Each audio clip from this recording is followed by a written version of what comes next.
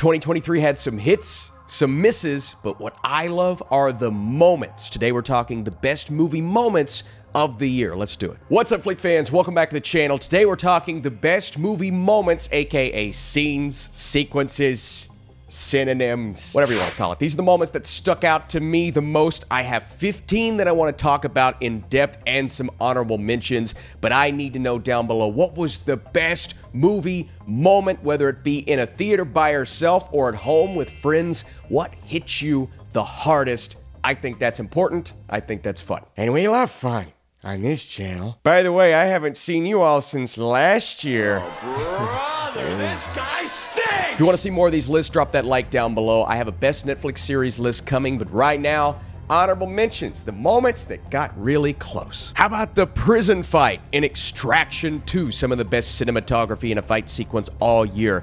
The final fight in Creed 3, pulling from some anime.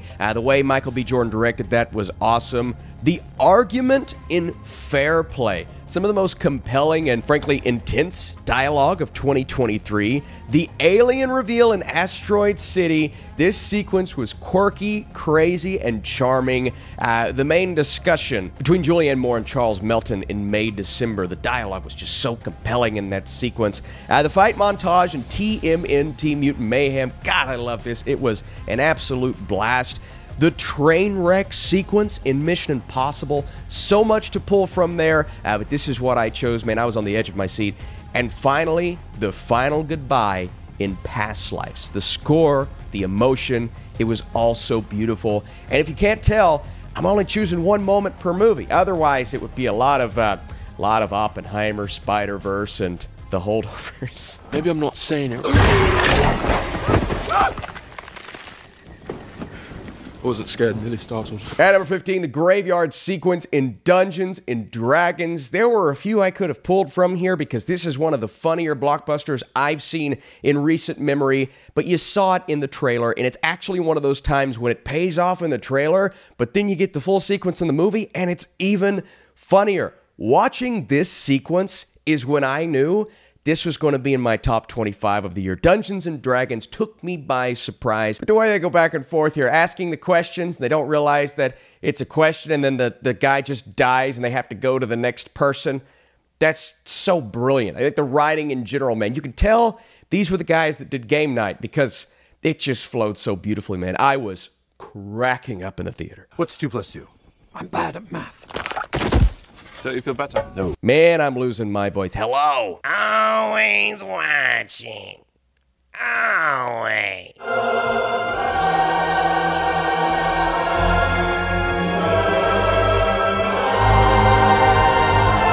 Number 14. This is proof that I'm not talking about the movie because I liked Maestro. I wasn't the biggest fan in the world, but the moment that really got me into it and almost turned me around on the entire experience was the conducting sequence in Maestro. And I get it. Bradley Cooper's catching a lot of flack. It's like, he spent 6 years training for this. He's clearly just wanting to do anything it takes or say anything it takes to get an Oscar. Yeah, maybe. I don't know. But all I know is that this is the scene that got me fully invested in this movie. And this is what I was waiting for the whole time. I wanted more of this throughout. But when you get that emotion, you finally see why everyone takes him so seriously as a conductor and just his passion. And that's conveyed so beautifully by Bradley Cooper. It's hard not to love this specific sequence. And it got me. Por favor, abróchense cinturones. All right, here's a tease for my review coming in 2 days. And I'm not going to say much about this scene because the movie's not technically out yet. It drops on Netflix this Thursday, Friday. It's called Society of the Snow. And in Society of the Snow, there is a plane crash sequence. It's based on a true story. You know it's coming. But it's the vividness and the way that they choose to show this crash that just breaks you immediately as an audience member. And this is one of the most intense scenes I've seen in years. And as a survival movie, you want to feel that, and you feel it. I mean, it's not the first scene that we get, but you feel it, and it sets the tone for the rest of the movie. I can't wait to review this. That's why there's an investigation for a more suspicious death.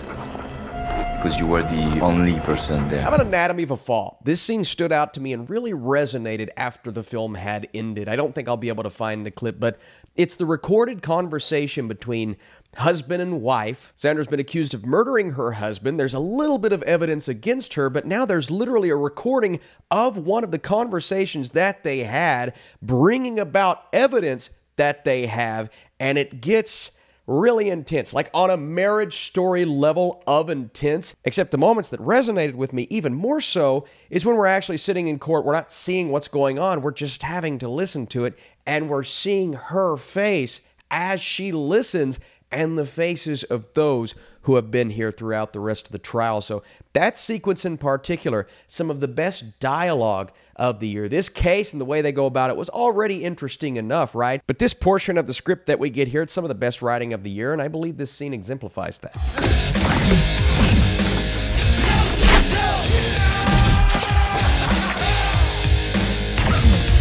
Next up, I can get through this with my voice. Guardians of the Galaxy, Volume 3. This is one of the best fight sequences in the MCU. James Gunn's ability to combine all of these cool factors, great choreography, amazing cinematography, but what brings it all together is obviously the music, and that music was so freaking cool. I had a hard time choosing between this and that finale. The finale broke me emotionally, but I just look at the impressiveness of this fight sequence and finally getting to see our characters do what we've been wanting them to do, specifically Drax, man. Seeing his power and his abilities here, Gamora, Star-Lord, this was awesome. Impressive! A great sequence.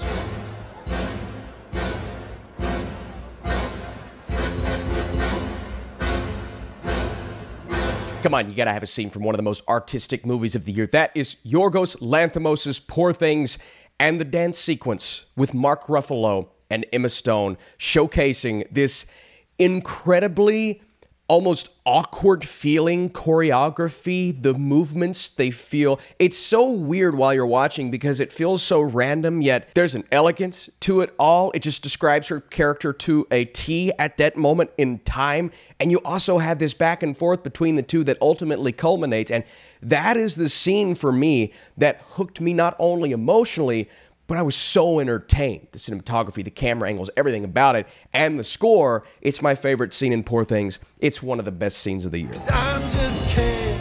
Anywhere else I'd be dead. Is it my destiny to live? Come on. He redid the song like 3 times already. There's a Christmas version. There's an Oscar nomination coming his way. It's Ryan Gosling. I'm just kidding. The sequence and the dancing and the stupidity, but the authenticity and the most memorable moment for me in the entire film because of the absurdity, not only of his character, but of this entire song. It's great. And I can't wait to see him perform this at the Oscars. I don't know what they're going to do or how they're going to do it, but this song is easily one of the most memorable songs of the year for good reason. The scene itself was so good.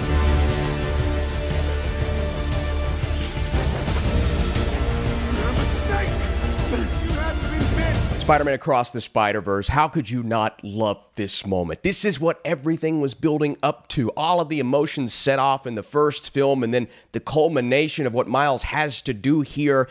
It may not be as intense and gripping as the swinging sequence in the first Spider-Verse movie, but I still love the music. I love the animation, everything happening in the background with all of the villains and the voiceovers.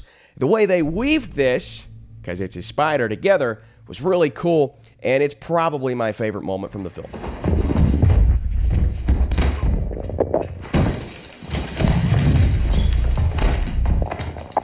There have been some amazing fight sequences this year. This isn't even my highest on this list, but I have to include it. It's the fight scene in The Killer, one of the most brutal fight sequences I've seen in a movie, and we're talking about a year that had John Wick, Mission Impossible, Extraction 2, and Heart of Stone. Okay, don't include that last one, but still, that's a lot of competition. And The Killer's not really a full heavy action movie. There's like a couple of scenes. This is one of those scenes. But the fact that David Fincher made it stand out so great with just authentic and real choreography, brutality. You feel every punch, you hear every punch, the sound design. I mean, I was freaking out, geeking out. I loved it. It was perfect. I'm gonna look you in the eyes, and I'm gonna tell you the future. You were cut from your high school basketball team. How about Air? This is not going to be on everyone's list. I love this movie. You know I love this movie. And the speech that he gives, I don't know how historically accurate it is. I doubt it is. But it almost feels necessary to put in a movie like this because it leans so heavily into, well, Michael Jordan's this big thing. We have to make him this big thing. So let's spell the legend out for him in a sequence that could have been so stupid and ruined the entire movie. But while I was watching, I had chills. Up and down, left to right. It's one of those moments that could have went in either direction, to be honest with you, just showing everybody's face and how they're responding to it and shutting down Jason Bateman's presentation saying, listen, and Matt Damon just crushed it. He goes, here's what I'm going to tell you. Everything I'm saying is true. Again, a little absurd. I don't care. I'm a Michael Jordan guy. What do you want me to do?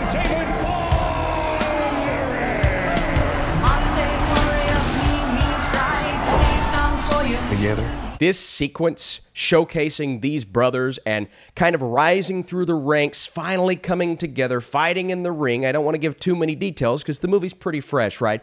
But this is the montage I was waiting for in the movie. And sometimes you can combine a lot of aspects of people's lives into a montage, and it feels as if you just kind of rush through these integral moments for no reason. That's not how the Iron Claw feels. It feels like these are the moments that belong in a montage. They're important, absolutely, but the way this is edited together, absolutely beautiful. Mixed with the music, and that's what makes it for sure, but you also get some growth and development between these brothers, and getting to see these wrestling scenes with this music, man, it's everything I wanted. Now, there are plenty of other scenes in the Iron Claw, the ending specifically, that I could have put on here. But this one was really fun, and I really enjoyed it. The other ones will make me cry. They're both really good. I don't know which one to pick. I already did it. Shoot. You don't tell a boy that's been left behind at Christmas that nobody wants him? What's wrong with you? You know how much I love the holdovers. I've talked about it 1,000 times on this channel, and it was really hard for me to pick one scene. I wanted to go with the ending. I mean, it's more of a moment than a scene between the two where they have to say their goodbyes, and I'm sitting here, you know, crying. But I guess I will pick an actual scene here, and that is the party that our three protagonists go to. He gets invited a little earlier on in the film. He's very hesitant, and Mary, Mr. Tully, they want to go. So the buildup of Paul getting ready for the party was good enough for me, but the party itself and the heartbreak that really 2 out of the 3 characters are experiencing, and then Angus getting to spark a romance with, was it Niece Elise? I remember the names. I've seen this movie so many times. But the dialogue between everyone here, Miss Lydia and Paul, you think there's something happening there. There's a spark. Mary dealing with the emotions that are all hitting her at once. And then Angus getting pulled away and all of them having to deal with what Mary is going through, man. That entire sequence, a number of scenes really hits so hard, man. It's some of the best writing you're going to see all year. And these performances, man, they are just so genuine. I love this.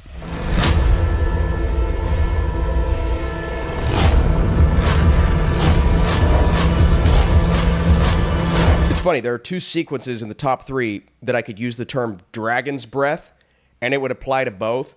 My number 3 is dragon's breath. No, it's atomic breath. I think that would be more accurate. Getting to witness this in the theater, Cinemark XD with the seats. I watched it in D-Box. The seats were moving along with me. And so when the scales come in and he's about to shoot it, I'm getting chills. This is why I wanted to do this video. I'm getting chills thinking about this moment in the theater.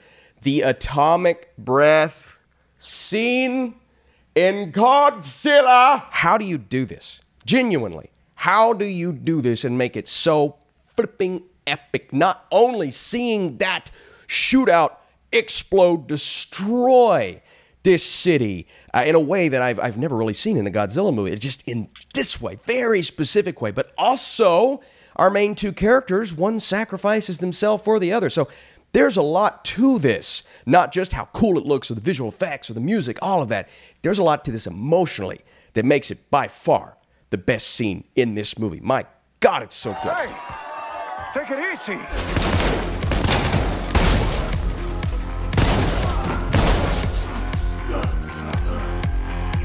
Next up, my voice is almost gone. Dragon's Breath. But this time, it's the John Wick Dragon's Breath, because that's what he's shooting, and you see the explosion, the fire. But it's not just that. Yeah, it's a cool action scene. Choreography's great. I mean, all of those things apply to pretty much every action sequence in John Wick, and I could have chosen any of the fight scenes in this film where he's dodging the cars, when rolling down the steps. All of those are amazing. The samurai fight sequence. But I am absolutely going with some of the coolest cinematography I have ever seen in an action movie. I was levitating. You can ask some of my fellow Nashville critics in that theater. We were all looking at each other going, oh my God, except for one guy, he didn't really like the movie. Whatever. This experience with a bunch of critics. This wasn't a fan screening. This was a critic screening. And we're all doing this while it's happening. And watching that camera move, making our characters look like freaking Pac-Man or something like that. But getting the entirety of the scene, the beautiful steady movement mixed with that color grading and this fire blast. Every shot is impactful. You get a bird's eye view of everything, obviously. But it works so well for the sequence. Then we go back to normal and everything. I say, oh my God, how are they going to? And then they do it again. And I'm just like, I could watch an hour of this. I didn't care. I would have sat there for another hour. 4-hour movie. Bring it on. Bring it on! Bring it on! Number one. You know what movie we're going with here? It's the best movie of the year, my favorite film, and I had so many scenes and sequences to choose from. I'm not kidding. I was sitting here thinking like, okay, I could go with this. I wrote it all out. I could go with the build-up to the bomb sequence, that entire 20-minute span. I know it's not just one scene, but this is best movie moments. That counts as a moment. I could go with the Jason Clarke yelling at the top of his lungs, and the camera starts to shake, and the filmmaking and editing make it one of the more intense sequences I have seen all year. I could go with the final moment between Einstein and Oppenheimer, which is an ending that sometimes when I get bored, I'll just search it on YouTube and watch it and get invested once again and say, I want to watch this whole movie, and I'll do it. What the results of the bombing are? But I'll bet the Japanese didn't like it. My favorite scene is the speech. Oppenheimer's speech, post-explosion, post-Japanese bombing. This is the culmination of everything that we had seen in Oppenheimer. Maybe that was one of my things when I first watched the movie. I'm like, it felt as if the film could have ended right there and I would have been satisfied. You had all of these loose ends to tie up. And now that I've seen the movie 4 times, I'm glad they did it. But that moment was so freaking amazing and impactful, and the filmmaking behind it, if you go and watch the behind the scenes, and Nolan describes how they did this, projected it behind Cillian Murphy as he's acting, the sound design, the scream when everything cuts, and you see everyone in these bleachers disappear when the lights flash, and you see the skin hanging off when he steps on the dead body. This is Nolan's best scene ever. It's the best sequence from a Christopher Nolan movie, and I am putting this up against anything. But genuinely, guys, it's so hard to choose. 2023 had some amazing movie moments. Even if you didn't think it was the best year ever, there are scenes that will resonate with me and stay in my brain forever. Thank you all so much for watching this. This is new. I've never done it. If you want to support this video, that'd mean a lot to me, man. I would love to do another one of these lists for the decade. So far, I'm working on best movies for the decade. But next up, my most anticipated movies in 2024. Hopefully my voice gets back on track, because I don't sound good or feel good, but that's okay. Thank you guys. See you soon.